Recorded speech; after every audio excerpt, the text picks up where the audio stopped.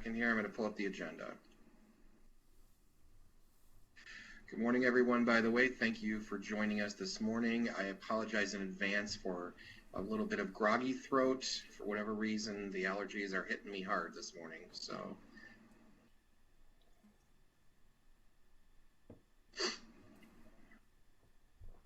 okay, Brett, let me know when you can see my screen. Okay.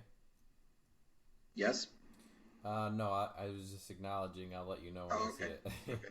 Yep, I can see it. I can see it now. It's like a sitcom or something. I present a presentation to everybody. We need to have a blooper reel and put that in a montage. It's ridiculous.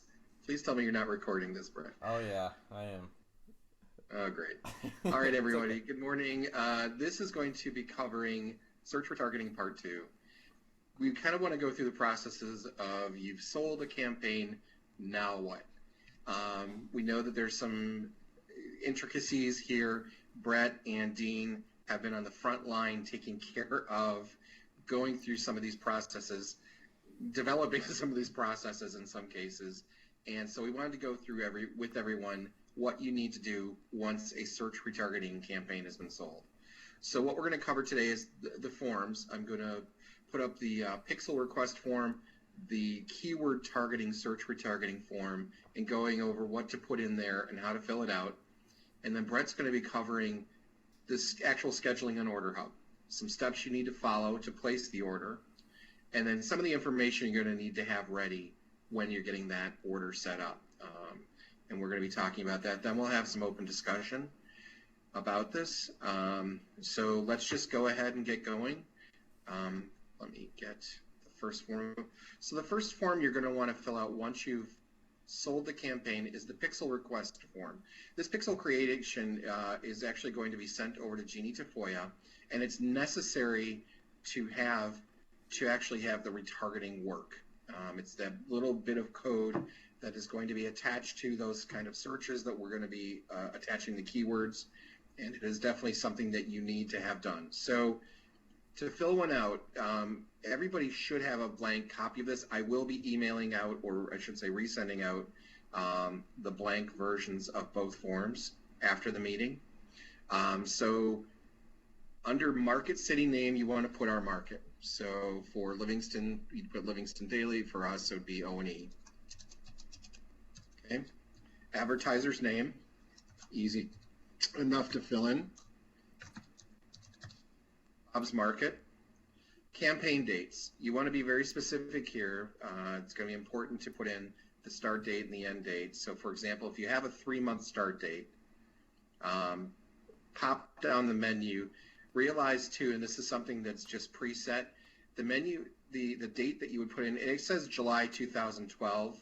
For whatever reason, it goes back a couple of years. So just hit the today button just to get to today, and then you can pop it open again, and it'll be set in 2015. And then you can set the date that you want. So I'm just going to put September 6th, and I'm going to run a 3-month campaign. So I want to go through, again, hit the today button. For whatever reason, it auto-populates August 2012, or I should say 2012. So you just want to go ahead and put your 3 months in. So I'm running this through December 6th, okay? And then for pixels, what you want to put here underneath pixel is the URL that you want the ad campaign to go to. So in this case, you know, you might want to write something like direct to URL, and then semicolon, and www, whatever your website's going to be. If it's a specific page that the customer wants it to go to, you need to put that exact URL. Otherwise, it won't redirect to that site. So again, if your customer has a specific promotions page, make sure you go online and get the correct URL for that page. Don't just put in their general site. It won't populate correctly. So put your URL in. Then underneath, what was that again, Brett? Yesterday you said underneath you suggest putting, what was the statement? The second bullet point there is talking about if you were requesting a conversion pixel. Oh. Yeah. Yeah, I can't remember what you said yesterday that I put in there that you I suggested putting in. all I did is put yes, revert or a conversion pixel is requested, or conversion pixel dash or equals yes. What this you want to explain what it does, Scott, or do you want me to quickly explain? Go ahead. I mean, I'm just typing in here. So conversion pixel equals yes. It's just basically confirming that yes, indeed, you want a conversion pixel for the specific URL. It's probably overkill. I mean, hoping Jeannie understands what we're looking for, but it doesn't matter. We want to make sure that the information is in there. Go ahead and explain it, Brett, if you would. That Yeah, what a we're looking conversion pixel is it is a pixel that's going to be basically attaching a UTM code to the pixel. So that means basically that it's going to attach a special link to that pixel from that website that you're directing, that the ads are directing the traffic to. So if a client goes in the back end of their website, they can see the actual traffic that is coming in from these ads that we're building out for them. So it's going to have a unique URL that's going to be trackable because of that conversion pixel. It'll be labeled something unique, such as the name of this campaign. When we put it in Orderhub, will most likely be that name that you're naming the campaign. So basically, it's just a way to track the URL and the back end of the campaign on the client's end.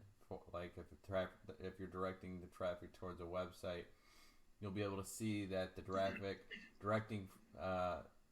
traffic that's being directed from these ads from this campaign is coming into that website. We'll be able to track it because of the code attached to it. It's something that you don't necessarily need. All you need to know is just always put a conversion pixel request in when we're creating this form. Okay, great. Did that make sense? So, if you guys have any questions on this, let us know. Again, it's just making sure that Jeannie Tafoya, who's going to be receiving this form, understands what we're looking for and can convey this information back to AdOps as well as MediaMath. So you probably want to save this form as the opportunity name, just because that's going to be kind of a way of tracking it. So in this case, perhaps my opportunity is saved as Bob's Markets retargeting, campaign. So when you save it, just perhaps save that form as Bob's Market retargeting campaign, and then keep the pixel request just so it's consistent. So we've got some ease of finding it under the one heading. Okay, so once you get that form complete, save it. Then you want to go over to the keyword targeting search retargeting form.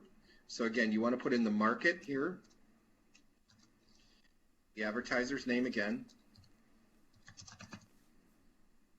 Now for the budget, here you need to put the total spend. So for example, if the spend here is going to be, let's say it's going to be 75,000 impressions, which is about $525 based on our CPM, and they're going to be running it for 3 months. You want to make sure that the total here is the total for that 3 months. So in this case, 525 times 3 is 1575. Underneath that, or if you want, in parentheses, spell it out. You can put 525 per month times 3 months. You just want to make sure that, again, this could be overkill information, but we want to make sure that it's accurately conveyed.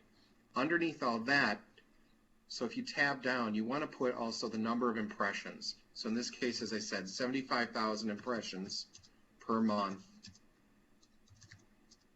times 3 months. Just to make it clear, too, so they understand how many we're requesting and what the total budget. So again, that figure is going to be total spend. If it's 6 months, then take your monthly budget times 6. Start date needs to be accurate again. So when you do the drop down, it still populates back to 2012. So I'd hit the today button to bring it up to 2015, and then put in your start date. So here we are, September 6th. Going to start this through December 6th.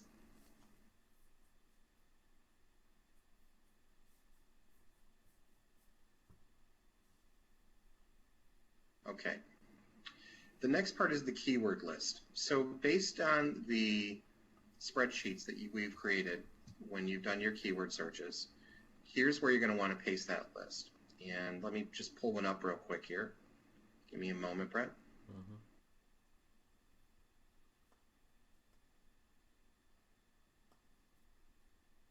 So let's just say once you get the spreadsheet, either you create it yourself or Brett and I have worked on it with you, you're going to want to get the actual keywords from that list to populate. So take the column that it's in,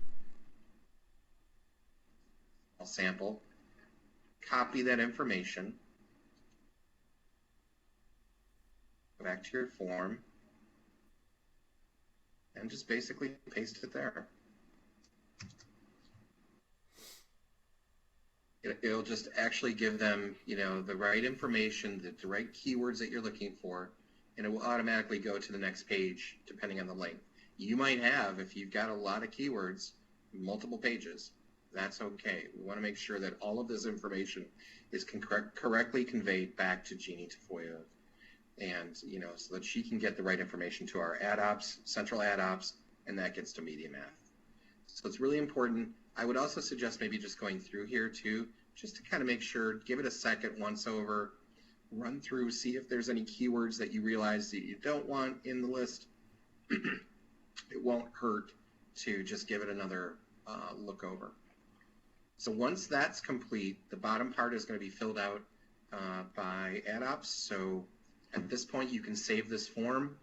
Again, I would suggest saving it as the campaign name, Bob's Market Retargeting Campaign Fall.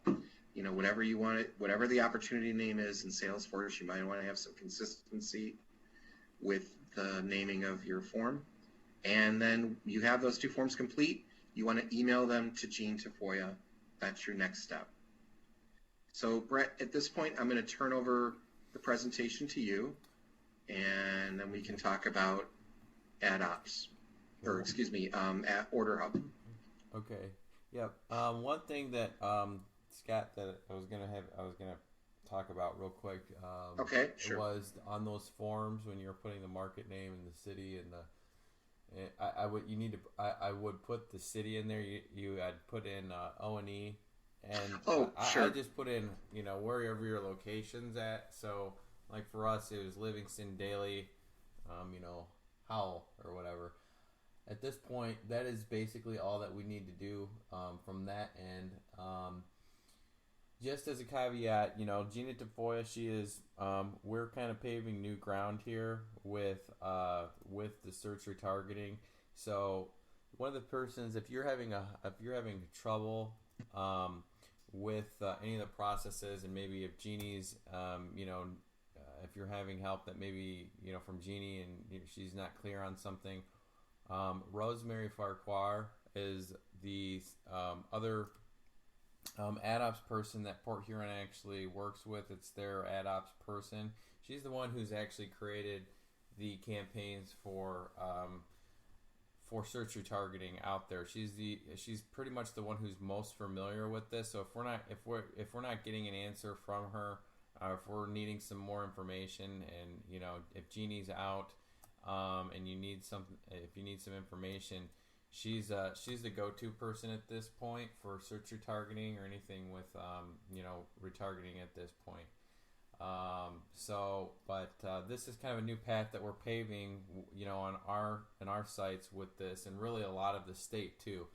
So a lot of this that we're doing is a learning by trial and error, I guess. So, but what we're giving you is the most correct information up to this date that we know of. So, can you see my screen, Scott?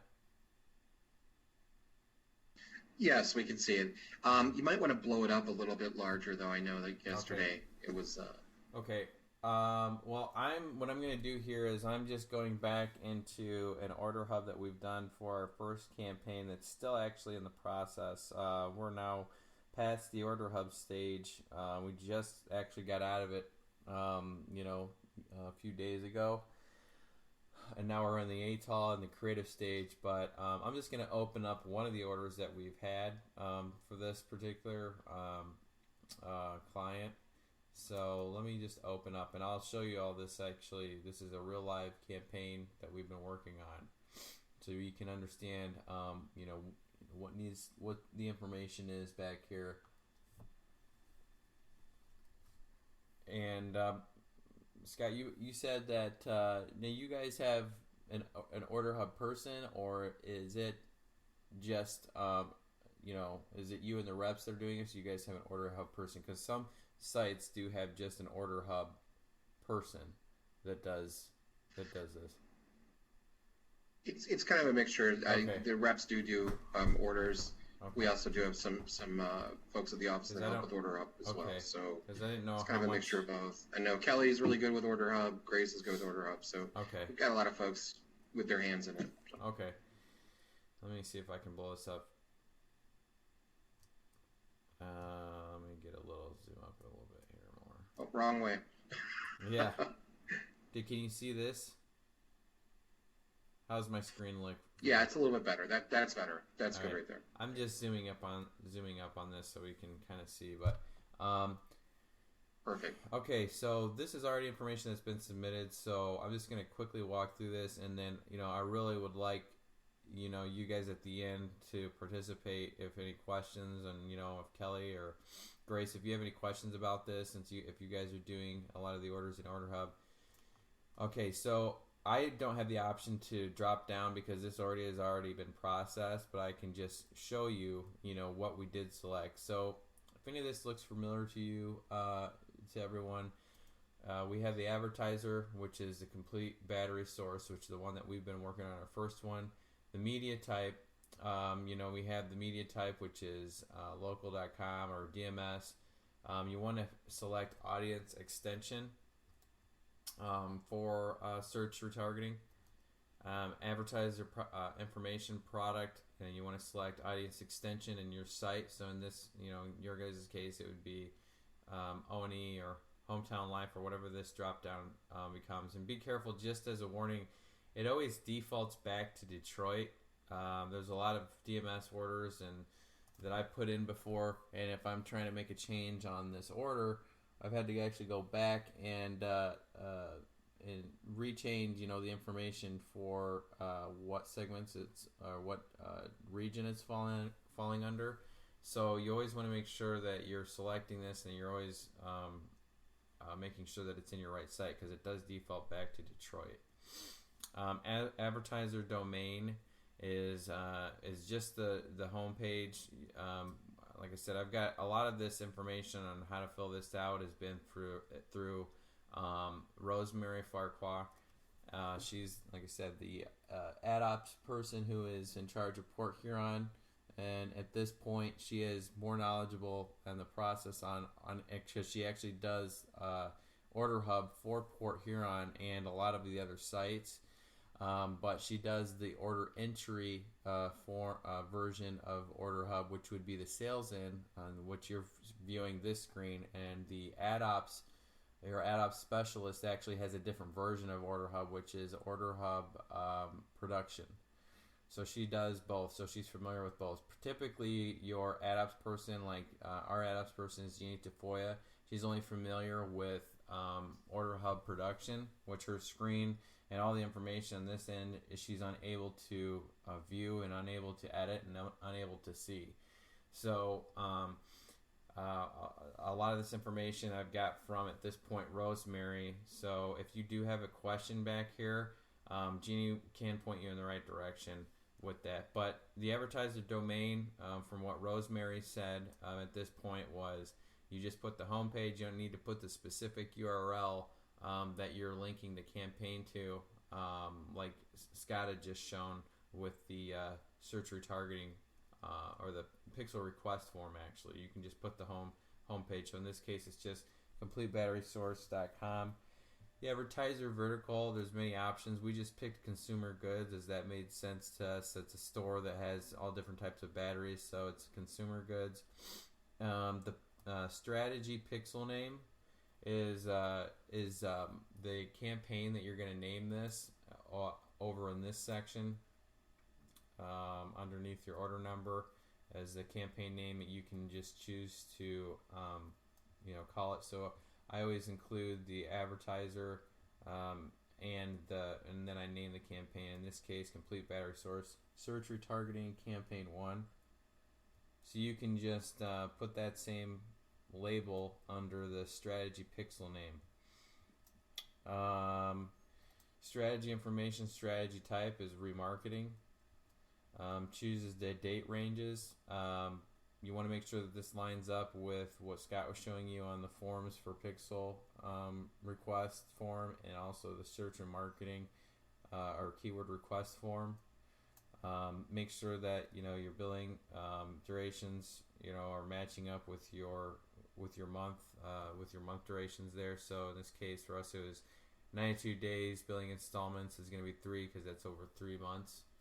Advertising type is banner because we're going to be doing banner placements, building out all those different banner sizes that are available on the desktop and mobile. So at this point all we put is banner. We're going to talk to you more about how these banners are going to be created, all the different sizes, and most likely the next series of this search remarketing. But in this case, just for right now in Orderhub, we just put banner. Creative executions, there's nothing to be that we have to fill out here. The strategy budget you want to make sure is in line with your budget that you put in for the keyword request form. The impressions that you're having for this particular campaign. Now, frequency cap and per whatever, in this case per day, it defaults to 3, which is meaning that how many times your ad will be seen for your keywords that you're selecting. So in our case, in what Lonnie Karanka from Port Huron had suggested to us originally is that 10 to 15 times a month is a minimum, actually. So 15 times a month, which is about 4 times a week, is how many times that we want to be showing this particular ad to be showing with a user searching for those keywords. So it defaults to 3 per day, but what you want to do is in the production notepad, let's see if I can open this. Production notepad, we just listed the frequency, the custom frequency that we wanted. So in this case, we need a frequency up to 15 times per month spread out over 30 days. That would be over 3 months. So that is what we have listed. Brett? Yeah. This is Kelly. I'm getting, you lost me. Sorry. And it's important for me to understand this because I know that I'll be involved in this. You let that default to 3. Where did you decide that 15 times was good? I don't get the connection. This is from Lonnie from Port Huron. When we were talking to her, because and honestly, Lonnie and Port Huron, they're the only people in the state that have actually done search retargeting. They've had about 8 or 9 campaigns now that they've had through the last quarter or half a year. They're the only people out there in the state, and Rosemary is the only ad ops person who's actually put this in Orderhub. Now Detroit has just had their first one the beginning of August, so this is really new to everyone besides Lonnie. When we were talking to her about this and how many times is a good frequency, she had suggested and gave us the recommendation that at least 15 times per month is going to get you that 4 or 5 times that you want per week. So that's how many times that ad's going to be showing up for that particular searcher, whoever does any of those search keywords in there. That's what we're requesting. It defaults to a 3 per day, and for us to really understand how that's going to happen, we would need to really build out a campaign to see how that's going to perform versus the 15 times per month. But again, Lonnie has suggested, and I'm just going by her, she's really is the leader in the forefront, and that's where I'm getting a lot of my information on suggestions at this point, because again, they're the only ones who've actually done this in the whole state of Michigan, that she's been picking around 15 times per month, just because of the budget that someone has and, you know, that exposure that we want to have come up. We don't want it to get to a point to where we're just inundating someone all the time, because you're gonna eat up that budget really quickly. So we wanted to have it more spread out over that 30 days. Hey, Brett, can I interject something we could tweak if we needed. Hey, Brett? Yeah. Yeah, it's Dean. Hey, Kelly, how we came up with that is Lonnie out in Port Huron suggested if you hit the same IP address 10 to 15 times a month, then the conversion rate from that particular search will obviously get a lot higher. So your conversion rates are better if you take those 10 to 15 times a month of hitting the same person that did that search. That's how these numbers came up. So what we did is we took their budget, and then we figured out how many search results came with whatever, that whole group of keywords.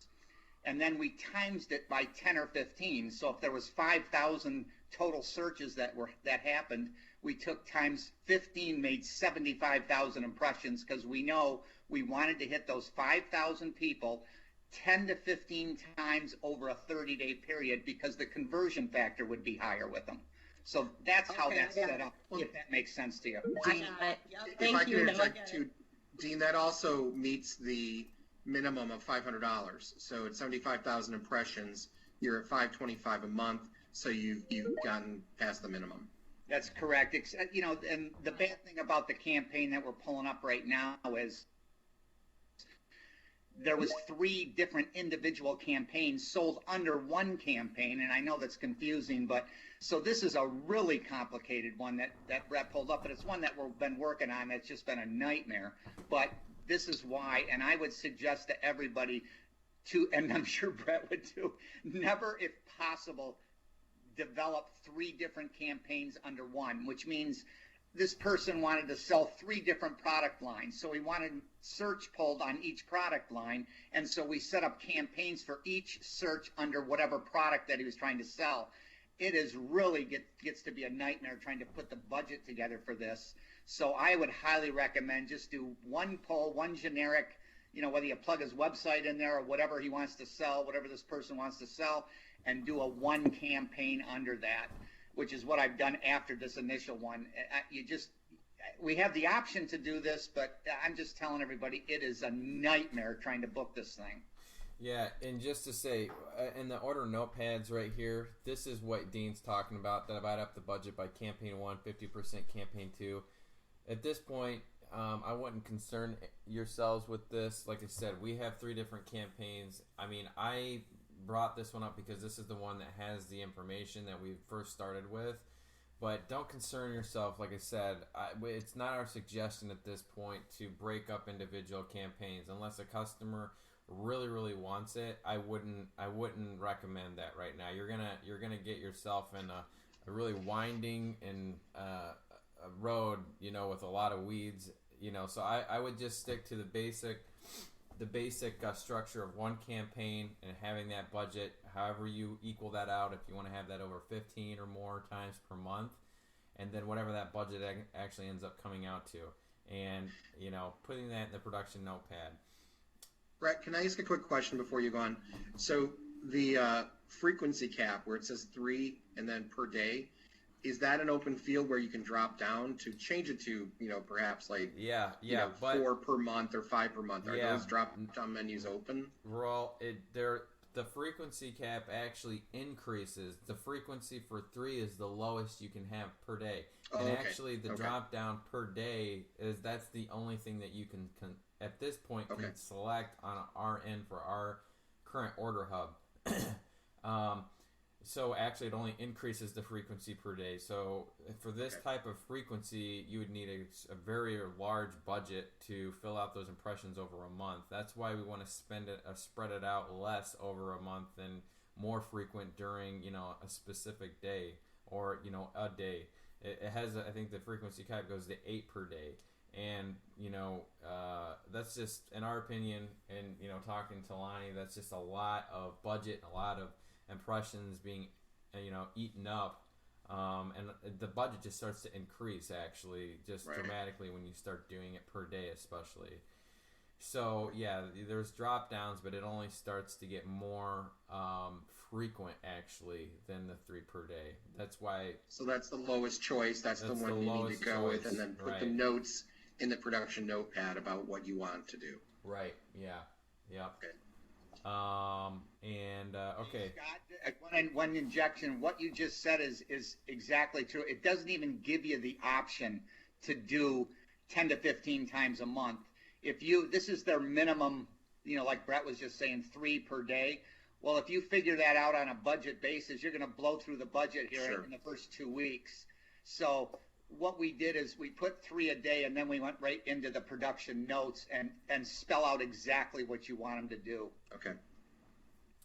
All right, Makes sense. Thanks, Dean. And so mapping information, we're going on to the next section here. Mapping information segment, local retail is what we usually select, unless you're working in automotive or something else more specific. We're going into, see if I can zoom up on here without. Hey Brett, do you want to cover the zip codes though in the production notes? Yeah, I will. I'm just covering everything else that anybody might have any questions on at this point. The audience targeting and behavior, or the audience provider audience segment. I haven't done anything with that. We didn't get any. The same thing for strategy targeting. We're not doing any day parting or anything like that with this campaign. Or I don't necessarily recommend it unless the client actually requests a day parting or any type of specific audience targeting. And at this point, all we're doing is targeting those searchers. So to get any more granular than that, I don't think we have the capabilities, or even it is capable in general. So we just kind of skipped over the audience targeting and the day parting for strategy targeting. But what we did do is the postal codes.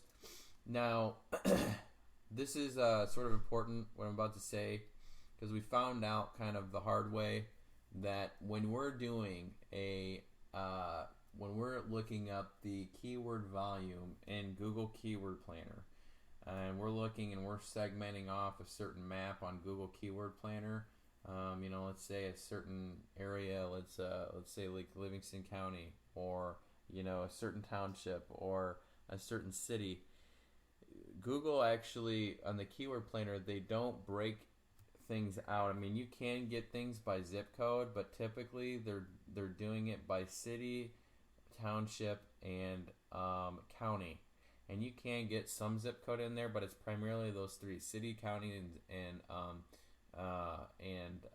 township.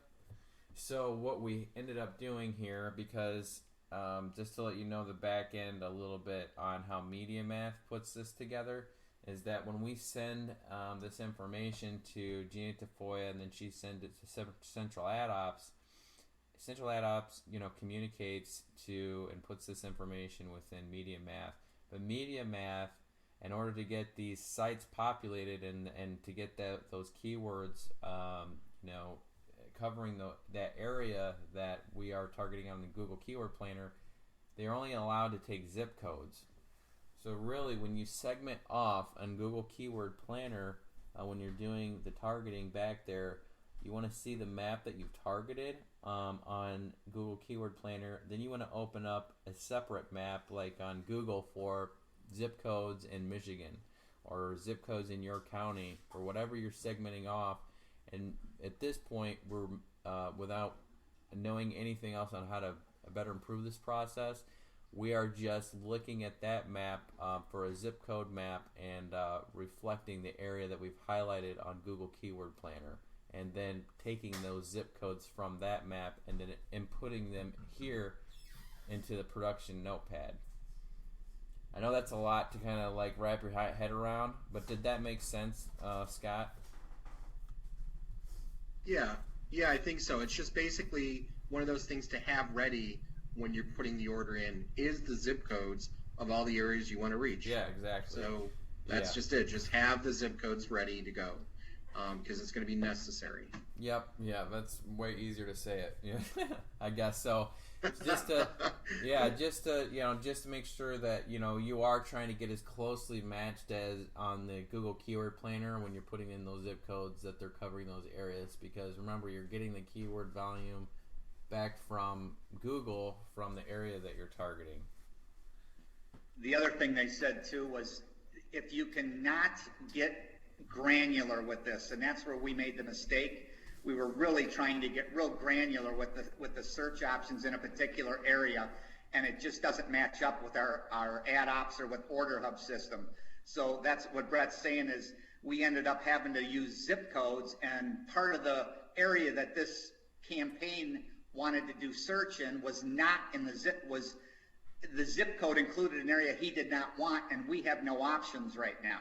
So the zip code, Lansing, for example, he did not want to do half a Lansing, even though we had no option. We had to put it in there because of what Orderhub can take. It just doesn't see the Google Analytics keyword thing, or they're just not jiving with each other. So it has to break down into zip codes. We found out instead of like Brett was saying, there's 2 or 3 different categories that it has to be into, even though that's not where this client wanted to market to. Right. And we had to do it anyway. Right. Like I said, when you're segmenting out a county or a township or even a city, it splits up zip codes, right? And so that's how that's how Google just does it in the keyword planner. But unfortunately, Media Math only will allow those targeting per zip code. So we had a zip code, we had the county, or the Ingham County was one of the counties that we were focusing on, and it didn't get all of Lansing and East Lansing, and it split it down the middle. So we actually had to include that zip code that it was covering, within our campaign. So it was fine. We just covered a little bit more area than our client wanted. But at this point, we can't match up 100% the area that Google's matching up, but we can at least overshoot it a little bit, to get those, to make sure that those impressions are there. And at this point, it's not a huge deal. So, but if you do have someone who's going to be really specific again and say, hey, can I get just this township? Or if you're pulling up the map on Google Keyword Planner, just make them aware that, we're going to have to target the zip codes. We can use this as a guide, the Google Keyword Planner, and get the majority of it, but we're going to really, the thing that's going in are the zip codes too, are the zip codes. So that's what we have to really look at. Can everybody now see why Brett and I started drinking heavily? Yeah. Yeah, you guys really have been on the forefront of this, and I think we all appreciate the time that you put into getting answers. I mean, this is definitely a process. Yeah, well, we had a client, we had no choice. We had someone that was that Dean had met, and that a competitor of ours were offering search retargeting, and then we got in there and then just showed him the keyword planner and showed him all the keywords that we could rank for, and did all this in real time. I mean, it really sells itself. So, but we were forced into now learning this, even though the majority of people, at least the sites out there, don't have the experience with it. But that's okay, because this, we can learn this and we can get it down. It's going to take that time to get understanding it. And really, when you're out there and you have with our first 2 or 3 campaigns, at least, we're going to expect that this could take around 3 weeks probably at the minimum initially. But once we start ironing out more, it's going to be more streamlined. But at this point, I would say at least a 3-week period for a turnaround with everything. Hey, Brett, we're at about the 8:43 mark right here. I know this is big information. I'm just wondering, so after we get all that zip code information in, I know that yesterday we talked about the next step would be from here? Understanding creative, yeah. And what's going to happen? We're gonna be going over that this week and putting in that information. We're right at that point now where we're gonna Jeannie is gonna have the information for us to have the okay to go into, our creative departments and create these ads. And at this point, we haven't got there yet, but we'll show you what that looks like, and we can do that and cover that on the next segment. All right, that sounds awesome. So I think we've got at least a good start. Again, we're going to have to probably break this up into a keyword retargeting part 3. But, again, Brett and Dean, both of you, thank you for sharing your information. And I think we've got a good start on it. Are there any questions before we wrap up this particular session? Kelly, do you have any questions? I know you said that you were wanting to learn that, or that you need to know this. Is there anything that you have any questions on right now? No, actually, I don't. I just, I know it's a lot of information, you guys, but don't be afraid of this, because it's good that Dean and Brett were the guinea pigs here. This gives us a competitive edge over Detroit and a lot of other people. So this really is something that you guys need to be looking at as a solution for your customer. It's very important I'll get this part. I will sit with you, Scott and Brett, whatever it takes. Yep. So you guys really, I can't encourage you enough to embrace this, because not everybody is doing it right now, and it's going to give you guys a competitive edge if it's the right solution. So don't be afraid of it. Go do it. And again, this is just the starting points. We will get it more streamlined. It'll be a lot easier once we get a few of these orders under our belt. And even Brett mentioned too, and Dean, this particular order for them was a bit more complicated because it was segmented. Not all of them will be that way. So I think at this point, if there aren't any more questions, I think we'll wrap up today's session. And if you do have questions, please feel free to email Brett and I. Be happy to help you as much as we can. We may not have answers at the moment, but we'll definitely work to try and find them for you. Yep, and just to let you guys know, we have an archive that's being created for Digital Coats of Paint. I think we're about... Oh. Yep. Scott, were you about to say something? No, sorry. Okay. Nope. Yeah, we have the recordings for the last 2 that we've had, plus this one, so... I'll send everyone out the link. Right now, it's just a YouTube channel that we have, so you can come back and look at all of the recordings that we have, especially for search retargeting. And we're trying to get another Google Plus page up, which is up right now, but we're trying to work out the accessibility with it, because currently right now you have to be following the page or you have to be invited. But we will release that once we get it figured out. But expect the link for these archives on YouTube at least. Expect those soon, so we'll have that. And I think that's it for this session. If anyone has any questions, feel free to say anything. If not, then we can see you next time then. Thanks again, everyone. We really appreciate you joining this session. Thanks. All right. Thanks. Take care.